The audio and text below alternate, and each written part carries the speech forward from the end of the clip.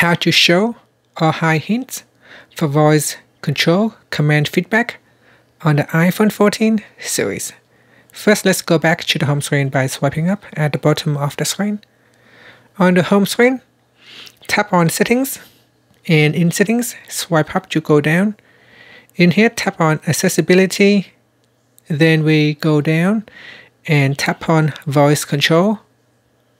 Next, we go down and tap on Show Hints in the Command Feedback section.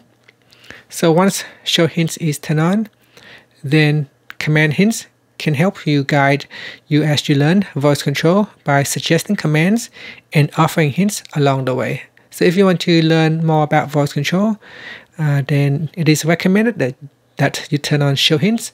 And once you have mastered how to use voice control, you can go back in here and switch it off. And finally, you can swipe up to go back to the home screen. Thank you for watching this video. Please subscribe to my channel for more videos.